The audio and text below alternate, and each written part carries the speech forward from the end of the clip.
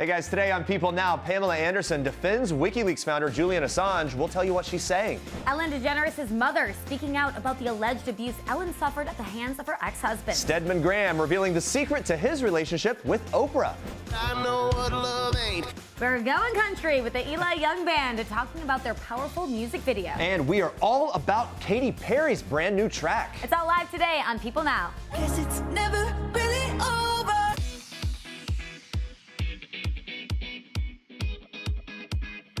Happy Friday, everyone. Welcome to People Now. Woo! We're seeing all kinds of music today. Oh, a lot of Right? great tunes. What better way to head into the weekend than with some of the new jams that are out, some of our favorite artists releasing new music this week. We can't wait to listen. Yeah, so we want to know, who will you be playing on repeat? Katy Perry's Never Really Over, Miley Cyrus's She Is Coming, or Cardi B's Press? Our decision here. Vote in our People poll or tweet us your answer with the hashtag PeopleNow. Listen to him right now. Tell us what you think. We'll check in on those results in a bit. We'll give you more details on Katy Perry's newest hit. But for now, here's what you need to know and what's trending today.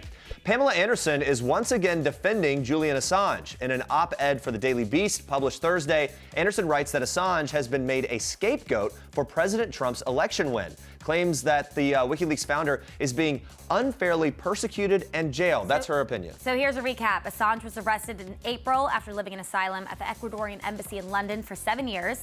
He was arrested on a minor warrant related to a 2012 failure to surrender in court. He also faces extradition to the United States for alleged computer-related offenses. Now, WikiLeaks has been heavily criticized for releasing damaging emails about Hillary Clinton's 2016 presidential campaign, which American authorities believe were first stolen by Russians. Anderson writes in her op-ed that she believes releasing those emails did not mean that election was rigged in favor of Trump. She writes, quote, "No one interfered with the right of voters to inform themselves freely, choose their own candidate, and make their vote count. Not Julian, not WikiLeaks, and not even the Russians. The only thing that happened is that the disclosure of true information about a candidate's character and conduct hurt her campaign and may well have caused her defeat. So what? That's democracy. Stop whining and grow up." Anderson continues writing. She says, while Assange may have influenced the election, he did not interfere with it, and she defends his releasing of the emails as what investigative journalists do. Now, Anderson concluded her op-ed by writing, "Once we are wise, strong, and dignified enough not to shoot the messenger, but to welcome him as our teacher, only then can we govern without being corrupted by power in service to our community." Now, earlier this month, Pamela Anderson visited Assange at Belmarsh Prison in London. According to CNN, she tells reporters, obviously, it's been very difficult to see Julian here and to make our way through the prison to get him to what was quite shocking and difficult. He does not deserve to be in a supermax prison. He's an innocent person. Anderson also tweeted out in early May saying Julian Assange is the world's most innocent man. Now, they met in 2014, became friends. She visited him on several occasions during his 7-year stay at the Ecuadorian embassy in London. She has remained coy about the nature and extent of their relationship, but told Fox News in 2018 that there's definitely a romantic kind of connection between them and that they have what she calls a closeness. Yeah, a lot of opinions there that she's kind of putting out there in that op-ed. Pretty interesting and drawing a lot of criticism, a lot of reaction. Oh, yeah, a lot of people are talking about that today. All right, let's talk about this. Ellen DeGeneres' mom is speaking out about the alleged abuse that her daughter went through at the hands of her ex-husband when Ellen was just a teenager. In a statement to the Today Show, Betty DeGeneres says in part, "I love my daughter and I wish I had the capacity to listen to her when she told me what happened. I live with that regret and I wouldn't want that for any other parent. If someone in your life has the courage to speak out, please believe them." This is so heartbreaking. Now, Ellen talks about the situation in a new interview for David Letterman's My Next Guest Needs No Introduction, claiming that her mother married a very bad man when Ellen was a teenager. In the interview, Ellen explains that at the time, her mother had just been diagnosed with breast cancer and had one of her breasts removed.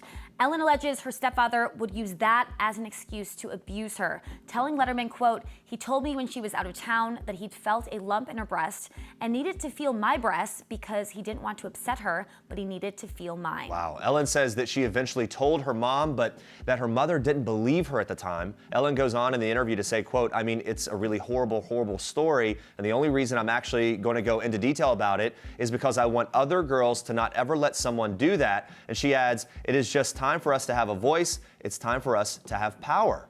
I imagine it's really hard for her to talk about this, especially because it involves her mom. As a parent, I hear her mom saying in that quote that she now has to live with that regret. It is hard to imagine having to cope with that and knowing that you didn't take your daughter's word for it in a situation like that. So it's heartbreaking. Well, obviously those two reconciled. I'm glad that Ellen's speaking out about this because a lot of other people are in these situations, and then they'll feel empowered to talk about it as well. It's one of those things that it really does give a voice to people. So good for her for speaking out. And man, that show, that David Letterman is getting so many incredible interviews. And a lot of really powerful stuff. It goes very deep. I think it's great. All right, let's continue with Ellen. Speaking of her in a different way, Oprah Winfrey's longtime partner, Stedman Graham, is swinging by the Ellen DeGeneres show in an episode airing Friday, revealing the secret to their decades-long relationship. Watch. The thing about our relationship is I want the best for her. So, I'm dedicated to her happiness, and so that's great for her. And I want her to be the best she could possibly be, and she's done a pretty good job of doing that. That's what anybody wants in a relationship. Yeah. And so for me, I've been able to find my own happiness and define my own skills, my own talents, my own abilities, and I'm satisfied with that. I'm real happy with that. Yeah. And so the combination, when you have a good partner that's able to self-actualize their potential and you're able to self-actualize yours, then, 1 and 1 equals about 6. I love Stedman. He's I really do. Great, and great advice. No wonder they've been together for more than 3 decades. And meanwhile, even though Oprah has ruled out a presidential run for 2020, Graham explained why Oprah would be a great president. Take a look. You can trust her, number one. She's smart. Yep. She has a photographic memory. She works very, very hard. And so she has qualifications to do it, and she's very successful. Here's the thing about the whole Oprah running for, this came up before when it was talked about for her running for president. I don't want Oprah to be in the political fray because it's so difficult and it turns into this messy thing. Oprah's so great. I believe Oprah is one of those unique people that can be more powerful outside of political office. I agree. You know what I mean? So I'm kind of glad that she's not doing it. All right, this next story is making so many headlines around the world. After years of denial, a former Romanian royal revealed that he has a 3-year-old daughter following a forced paternity test. So Nicholas Medforth Mills, formerly Prince Nikolai of Romania, confirmed on his Facebook page that he fathered a child with Nicoletta Surjan after previously denying having any relationship with her. So in the Facebook post, he assumed legal responsibility for the child, but asked for privacy to protect her best interests. He also added to protect the child from risk of bullying, he will not make any further comments on the subject. So Nicholas married another woman, Alina Maria Binder, in September of 2018. Nicholas, who is the grandson of Romania's last monarch, King Michael, had a distant relative of Queen Elizabeth of the UK. He was removed from the line of succession of the symbolic Romanian throne in 2015, with reports suggesting his removal was due to this scandal. Ooh, all right. So in a statement released at the time by Nicholas, he accepted the decision.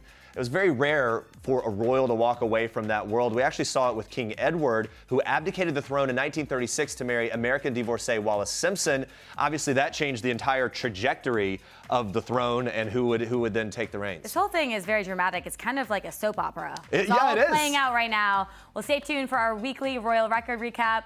We're breaking down Prince Harry's meeting with his mini-me at the Cricket World Cup, a tiara alert for Kate fans, and a lot more. All right, Britney Spears, American royalty, letting fans know that she is back and she is better than ever. We're glad to hear this. The pop singer appeared to be in good spirits in a lighthearted Instagram video on Thursday. It was captioned, "After therapy and being too serious, it's so nice to be silly." That video has over 2.25 million views so far. Fans clearly checking on her, making sure that she's okay. Look, a lot of people are worried about Britney and everything she's been through. Britney's boyfriend, Sam Ashgari, praised her in the comments of the video, saying, "Inspiring people to be themselves rather than trying to get others' approval. #humble, #real." Now, recently, there's been no shortage of drama for Britney. Her father suffered a life-threatening colon rupture last fall. They have an ongoing conservatorship battle. And on top of that, earlier in May, she was granted a new restraining order against her ex-manager to, quote, prevent future harm and further psychological trauma. That is according to court documents obtained by People. And she's also been facing her mental health issues. Spears checked out of the all-encompassing wellness facility on April 25th,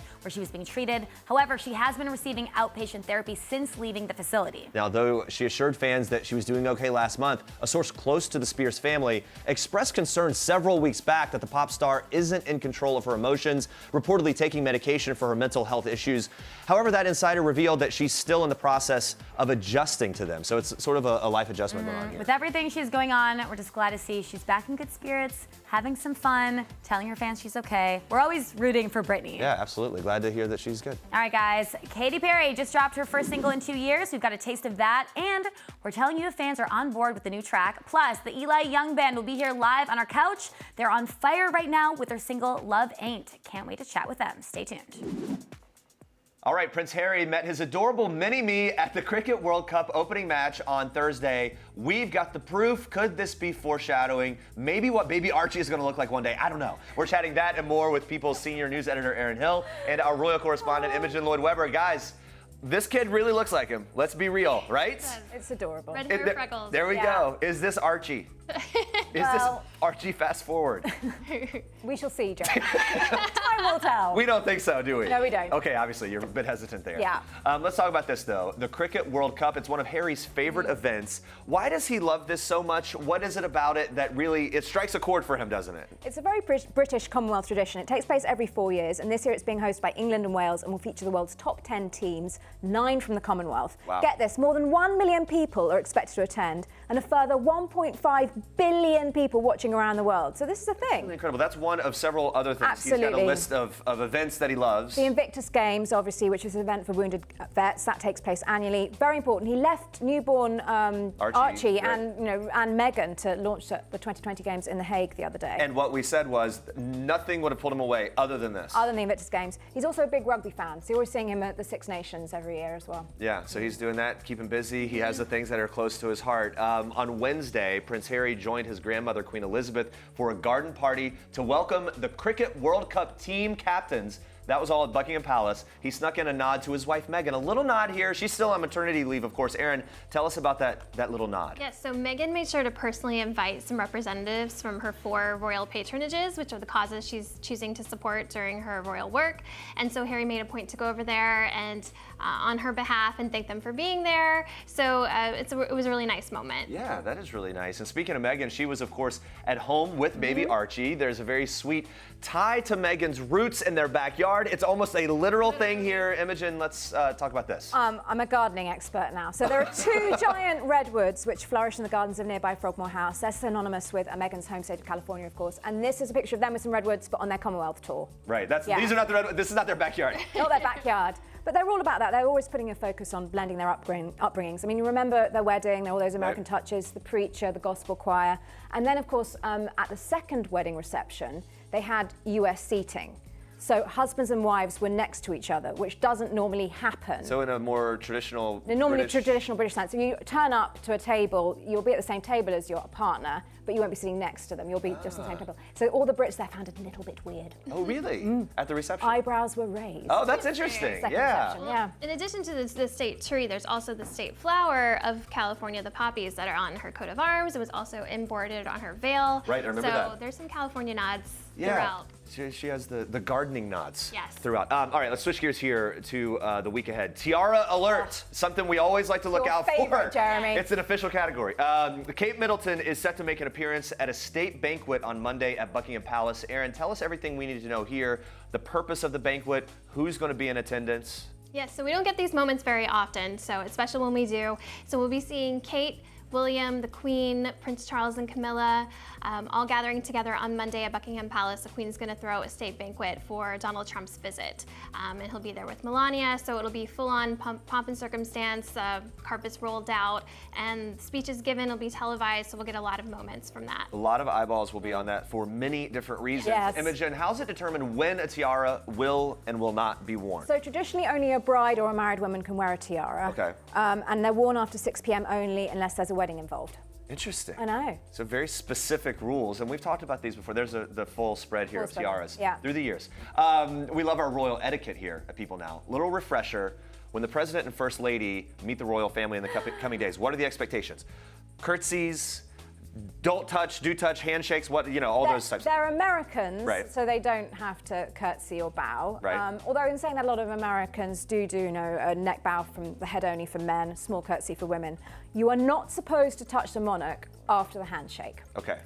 which is something that people have been known to struggle with.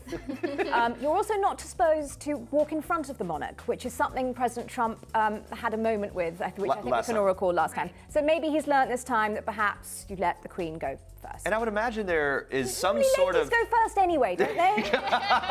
Generally speaking. You do. Before a big visit like this, though, I would imagine there's some sort of preparation, some sort of schooling to some degree on the people encountering the royal family.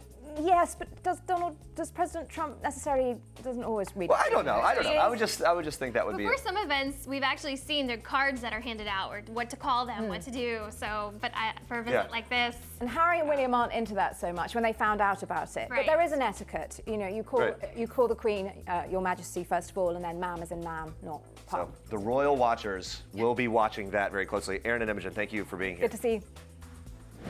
All right, guys, what do these two Adams have in common? Well, they both celebrated at a very special bat mitzvah this weekend. On an appearance on Jimmy Kimmel Live with his friend Jennifer Aniston, Adam Sandler gave the scoop on how he secured the Maroon 5 frontman for the party.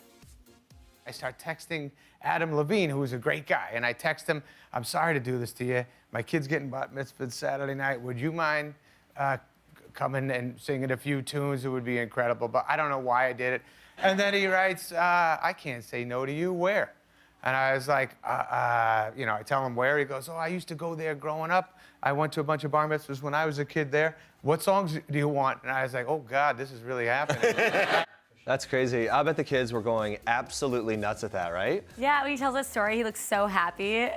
Look at this. Like, what a moment. So here's what I'm wondering. We all know Adam Sandler has been known to throw on a guitar, sing a song or two, that famous Hanukkah song, right? Yeah. Could we get an Adam Levine and Adam Sandler collab, Jeremy? Definitely, I don't think so, no. And I don't, honestly, I don't think anyone really wants that to happen. Really? No. They do their things so well separately. I don't even think they would want to do that. I don't know. I wouldn't rule it out. Maybe something funny, but not for, no one wants that. All right, listen to this.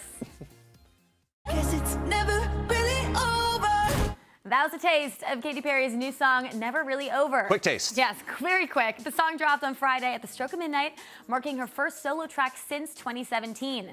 The uplifting video begins with a trip to a hippie-style retreat where Katy sings about starting to feel closer to an ex once again. Now, fans assumed it was a nod to her one-time on-again, off-again love, who is now her fiancé, Orlando Bloom. Now, the rest of the video sees Katy rock a variety of period-appropriate outfits as she dances in a field with her fellow ranch dwellers and tries a variety of wellness activities like acupuncture and cupping, which has become more popular. Near the end of the 4-minute video, Katy gathers around a fire with a group of all drinking glowing liquid from bottles decorated with a heart, after which they all seize up, seemingly hypnotized from the contents. This makes sense as it plays out. One primary message seems to be consistent throughout it. The heart shapes at every turn. I guess it's a love theme. I don't like this. I don't like that. I don't like the cupping. I hate when people put cupping on social media. I contend. Sorry if you're someone that's put it. I just don't like it. I'll tell you this, if I did cupping, it would be on my social media in a heartbeat. It makes me feel so weird. I don't like it, but I like the rest of the video. Fans are here for the song. Check out some of the tweets. One fan jokes, "This will be my face tomorrow when I arrive late to my high school."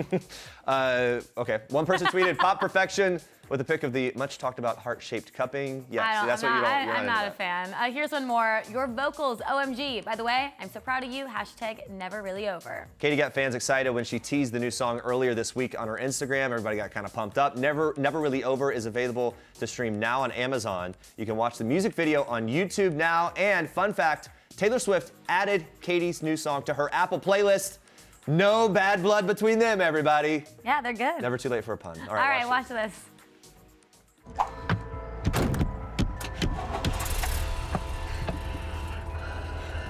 Hello. My name is Charlie Manx. And I understand what it is to feel lonesome. To feel like you're the only person in the whole world. No. Don't fret, my boy.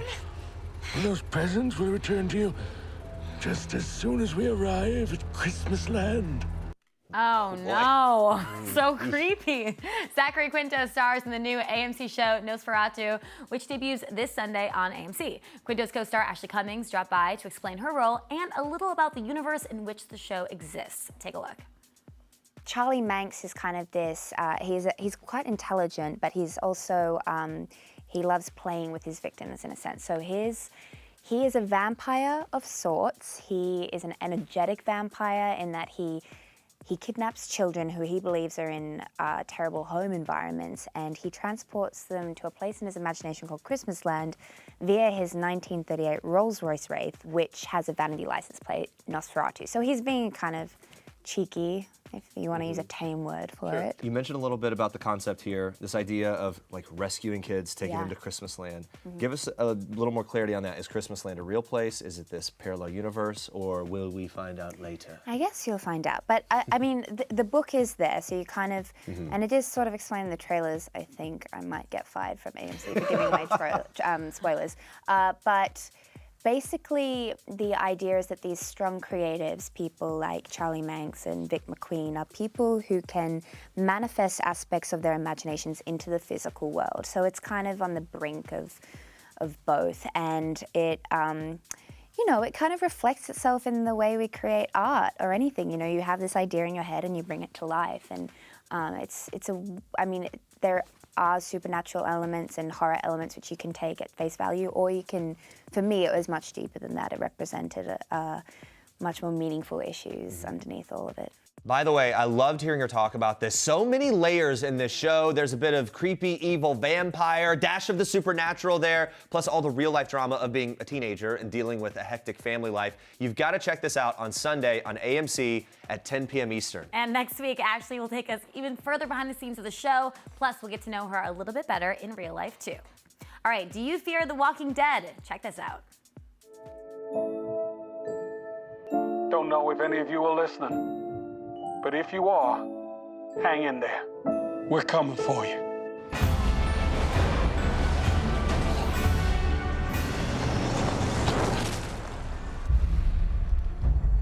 You don't have to be afraid. That's what people always say when there's something to be afraid of.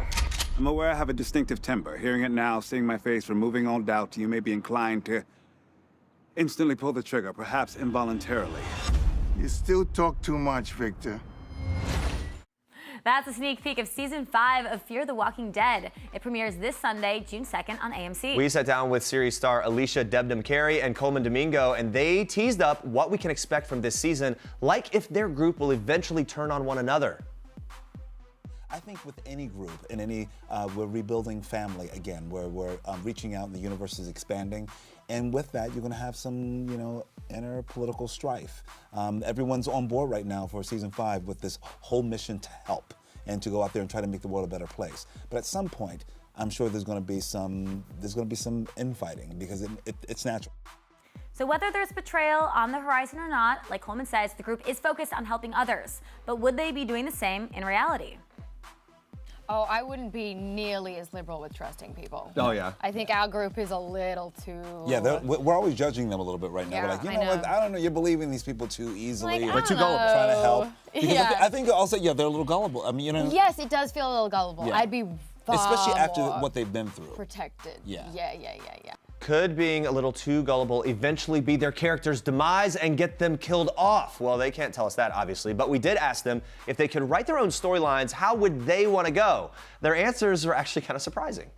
I would like to just trip and like fall and like get a bee sting, or, you know, like, Allergic oh my reaction to God, the- you know, like Yeah. something really ridiculous. Because I don't think every character needs a heroic death. I agree. I think some people just need to just. I think someone needs to, like, a piano just needs to drop from the sky. So you'd be fine if the piano dropped from the sky? I think it would be hilarious. It would take the absurdity. Well, Yes. exactly, and also like there's a lot of work and pressure that goes into filming a dying scene anyway, because it's like, you know, emotional. It's also like takes so much time and effort. Oh. So I can get it over and done Yeah, with one piano. Yeah, because a lot of times they're to, gonna, like, switch well, we're it gonna give you a on. great way to Like, go out. We're gonna yeah. really make it very epic. That means you're in water, you're in dirt. Yeah. You're like, Long, I'm not trying drawn to- out. No, thank you. Yeah. Bee sting. I'm out. Yeah.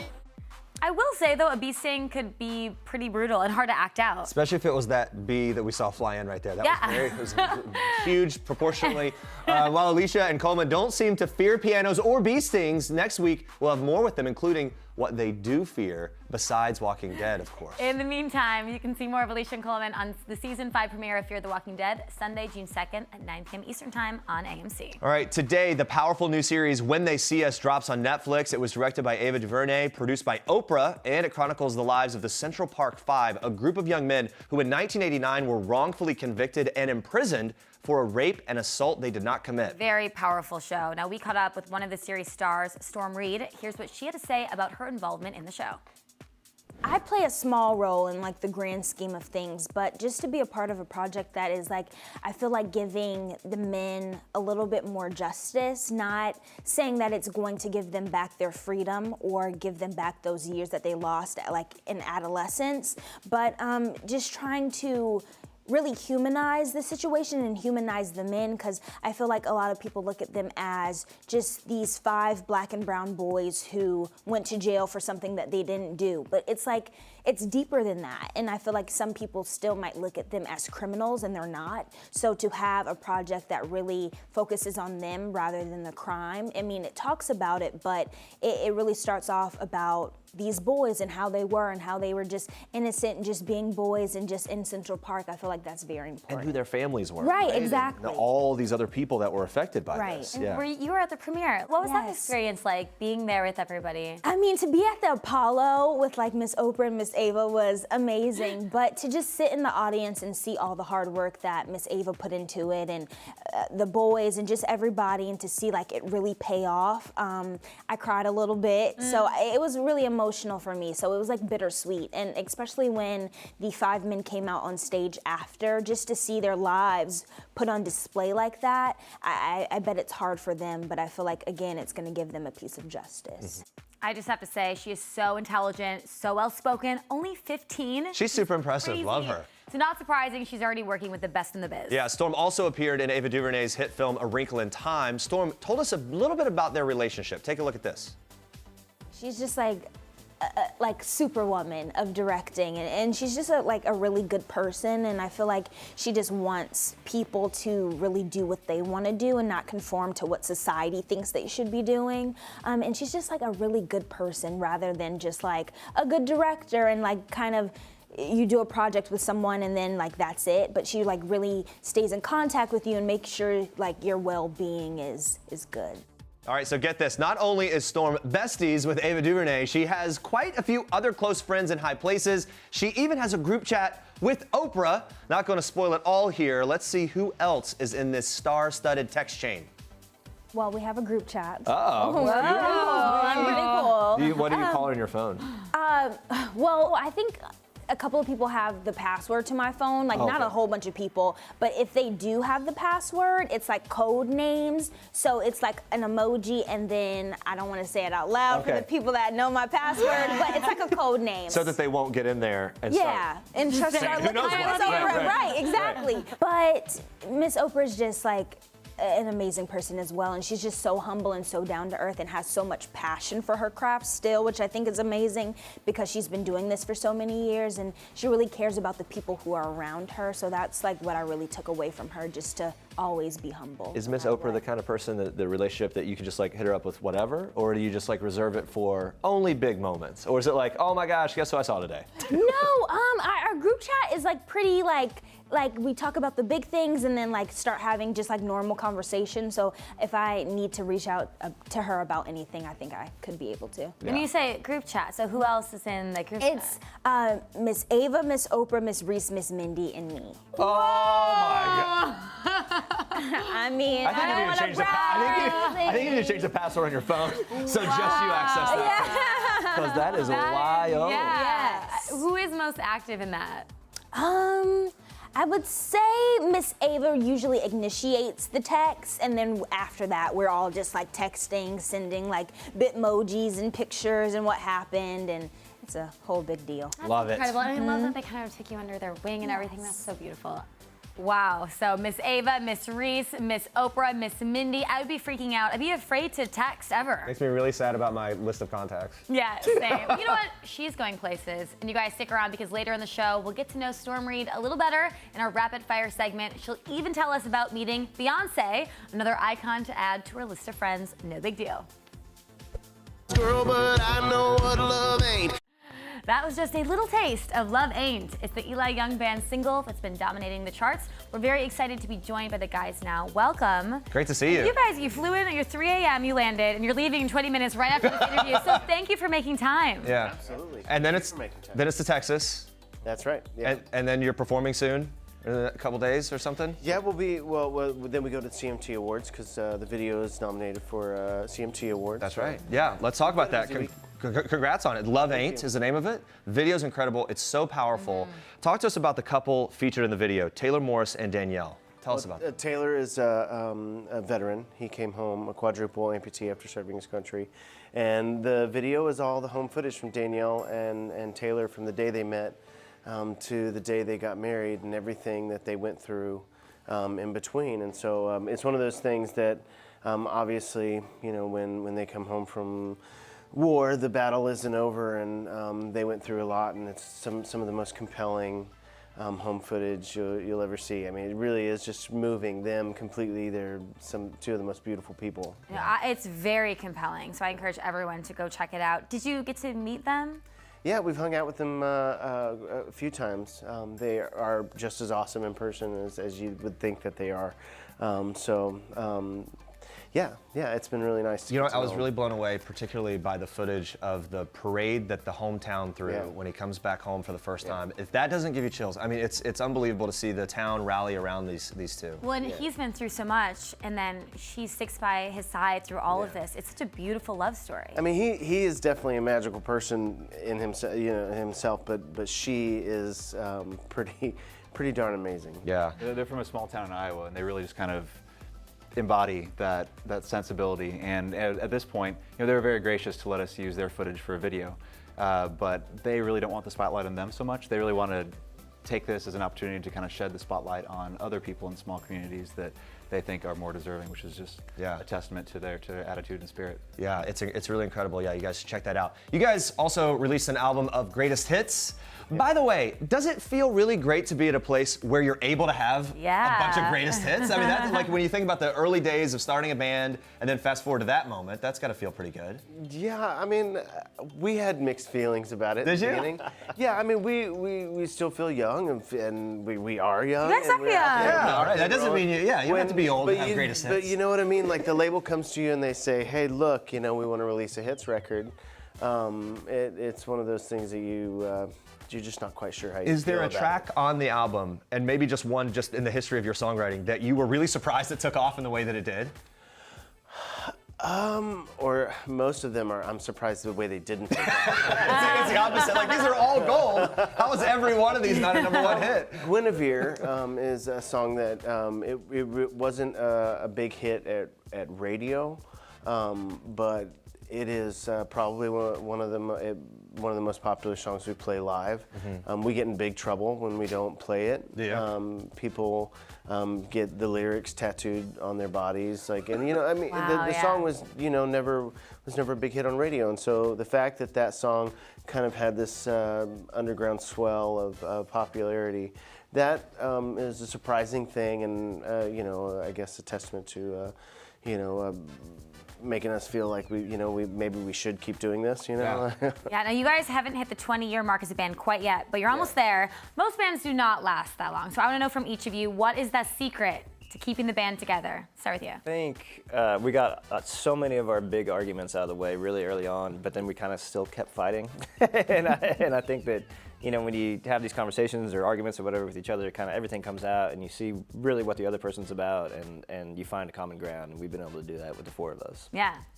And I think, you know, we met in college, and so we were kind of all buddies before we even started, you know, making music together, and then it was, you know, it was four buddies going in to do this, try to do this as a career, and so, you know, the business side never really we never really squabbled about, you know, that was never a conflict of interest to us. And so, yeah, we've just always kept it, you know, now we're kind of like four brothers against the world still. So no fighting, really. Yeah. What's your? Didn't say that. Brothers fight. Yeah. But then you wake up the next morning, you're still family. I think that's kind of always been our motto. Yeah. What's your advice to up-and-coming bands? if you're a band, yeah, especially, don't let one person get like a real big ego. Oh. Who of you had to keep in Says check? the bass player. I mean, We're going to hard for erupt bass into one players right to now. get ego for one thing, but I think it's important to just be able to keep each other in check a little bit and realize why you're doing it. You're doing this, it's like not all about you, you're a band. And so you always have to keep that in mind. Keep it together. You guys, you remind me of some of my, like when I hang out with my college buddies. Like I can feel the vibe. Yeah. Talk to me about back in that point with the college. You mentioned playing in college. What were some of your go-to cover songs at that point? Oh man. You might start an argument here. Wanted Dead or Alive, Fishing in the Dark. Ooh. Probably just 90s country. Stuck in the middle. 90s country is middle, the yeah. best, you know? Just yeah, we had it covered all, like we do Dave Matthews Band. We just had it. It was all over the board, you know. So we all come from a melting pot of influences. So. Yeah, that's really great. All right, you guys very family oriented as well. We see kids all over Instagram, stuff like that. How do you balance family life and then the touring life? A lot of flights. Yeah. There's a lot of going back and forth between shows. Like we just got here middle of the night. We're headed back home for a couple hours before onto our next show tomorrow night. I think it's always going to be about striking a balance. But I think another key to our staying together is wanting to find that balance. Because the moment you stop wanting to find the balance is when it totally gets out of whack. Yeah, and now we see these pictures of the kids. Any future musicians coming up? My daughter loves music. I think she was the first, and then Hudson, his son, John's son, was the second, and they in the beginning they were the first two kids, so they were on the bus. You know, they learned to walk on the bus. They were watching us play and going on the road with us nonstop, and so I think that she is gonna have it. I know Klein is infused with music, so she. You know, we have a piano in the living room, and she is all over it and taking lessons. Yeah. All right, you guys, we're gonna play a game of burning questions. You ready? So if you think the question applies to you, you're gonna raise your hand. Ooh, look at Got this, it? burning, rapid fire. Burning questions. All right, starting with this. Who's the biggest hockey fan? Hands up. 1, 2, 3. 1. Oh. It seems like we thought there was going to be a bigger response. We love hockey, especially the Stars in Dallas. We're from the Dallas area. We are super excited about the Stars doing so well this year. So. Hockey fans, by the way, those games are some of the most fun games to go to, even if you don't know what's going I've never on. even been to a hockey game. And so we have enough respect for the game to know that we're not the biggest fans, and so that's why we wouldn't answer like that. Because if you claim it, a hockey fan's gonna come up and say, "No, I am the biggest." Yeah, be careful. So hopefully you're ready. And you might get your teeth knocked out. You know? All right, next. Who is messiest on tour? Raise your hand. 1, 2, 3. No one will admit to it. Does someone want to out the messy person? Okay, right back You're here. the messiest? I can be messy. In what way are you messy? fine. Just. I don't know. You know, you live on a bus, a sardine can for months at a time, and so yeah, you got to be really conscious about where you put your stuff. Yeah. I clean it up eventually. I'm a procrastinator. Yeah, you and I are very similar. We would have a very messy bus if we were together. Who can be found napping the most on tour?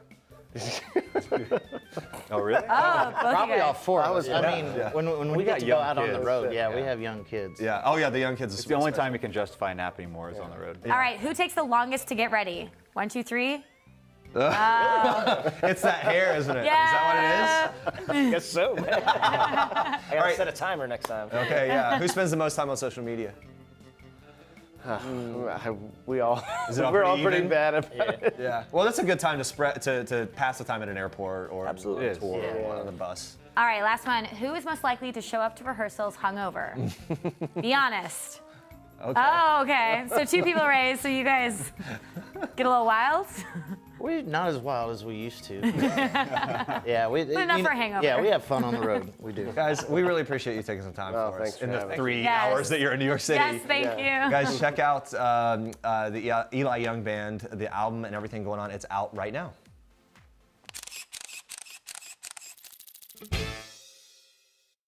We are fashion designers and cousins, and we come from a really big family.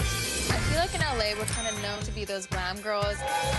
When we get home to Vancouver, we can be ourselves. It's fun to wear like no makeup. No makeup?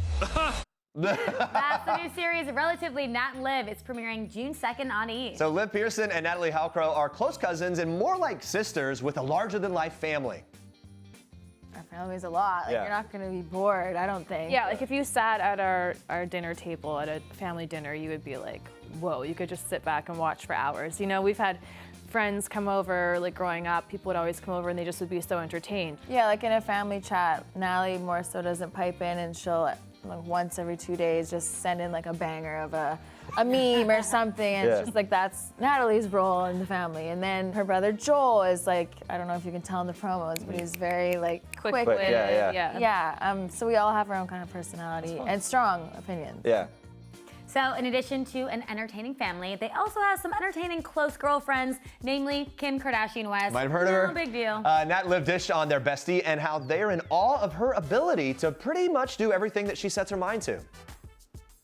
She's amazing. I mean, she's like a superwoman to me. Yeah. I don't know, I really don't, I'm her friend and I really don't know how she does it all. It blows my mind how she does it all. She's amazing. And she's like taken on law school, like what? I mean, I think it's something that she's been interested in for a long time, but just to see her like tackle it as well as like her career and filming and being a mom and just doing it all, it's just like, wow. So the girls also appear in a few scenes of gal pal Paris Hilton's new music video. They're seen taking a break from the party to capture what else? A selfie. We were in the bathroom together. It was like me, Paris, our friend Nicole, Nikita, and Olivia had the snake on her, and we were all just like putting on makeup and dancing in front of the mirror and taking selfies. Yeah, that was like a line in the song about a selfie. Yeah. But I love that you were all in the bathroom and you just casually had a snake on. Yeah, you. I know. Just holding a python. Because it's a music video. Loves it. Besides participating in their friends' projects, the ladies have some exciting things in the works too. They are coming out with a fashion collaboration with Camino Couture, and their new show features them learning the ways of the fashion industry from design all the way through production. But we really want to know, what about dating? Will relatively Nat and Liv show them finding love? I think it's safe to say we both kind of start off single, and then we end up somewhere else for the most part, kind of. Okay. I'm just trying to confuse you. Yeah, so I guess we'll just have to watch and we'll see. Relatively Nat and Liv premieres Sunday at 10 p.m. Eastern on E! All right, we're taking one last look at our People poll. We've been asking you which artists and new music you'll be playing on repeat this weekend. Ooh, it's close. Katy Perry with a little edge there. I'm just gonna say, I think that Katy Perry song is gonna be like one of the top summer hits. Yeah, but we were just listening to Miley's album, and that's pretty good. Yeah, so Miley's, it's got 6 tracks on what just released, and the Mother, was it Mother? Gosh, My Mother's Child? Whatever it is. Mother's Daughter, there it is. Mother's Daughter. Thank you, earpiece. Yeah. Mother's Daughter is really Well, hey, it just came out, so you did it fast there. All right, we'll be asking you a new question of the day next week on People Now, so tune in for that. So guess what? Coming up next week, after surviving a battle with cancer, Dance Mom's Abby Lee Miller is back. She's better than ever. We're going to be talking to her about the new season and so many questions that we have from fans and our staff as well. So come back for that. We sit down with Alec Baldwin to discuss his new dramatized documentary, Framing John DeLorean. You'll find out what that means next week on People Now. Thanks so much for spending another week with us. Now we leave you with some rapid fire questions with the wonderful Storm Reid. Let's get to know her a little better. Bye. Bye, guys. To get to know you a little better, we have a little game, a little rapid fire questioning. Ready? Favorite movie of all time? Matilda. She was so smart and like so independent, but still this little girl. Best meal you've ever eaten? My mom's food is really good. I personally love her mac and cheese. Like I won't eat anybody else's mac and cheese because I just don't want to hurt your feelings. Not that I'm gonna say it's bad, But you but just I just know. don't know. So Ooh, did she put like extra stuff in it? Like, is there a little? it's a secret family referencing, You yeah. have a dream role in a film. Oh, I would love to be in like an action film. If you could meet any musician, who would it be? I've already met Beyonce. Rihanna. I'm a big Rihanna fan, so if I could meet her, I think I would be complete. Put us in the room to when you met Beyonce. What was that like? We were at the NAACP Awards. Mr. Jay-Z was getting like the President's Award, so I go and I walk up and I'm just sitting there. I'm standing there just waiting my turn to talk to Miss Beyonce, and she's having a conversation with a young actress, and then her eyes shift over to me, and she says, "Oh, my girl. Me and Blue love your movie." Oh my goodness. And I freaked out. And I was like, "Yes, ma'am, nice to meet you." And then Mr. Jay-Z, he was like, "Congratulations." That's my best By the way, the impressions are on point. The Beyonce impression was like I was in the room. Okay, Like, that was really... they were excited to meet you. Yes.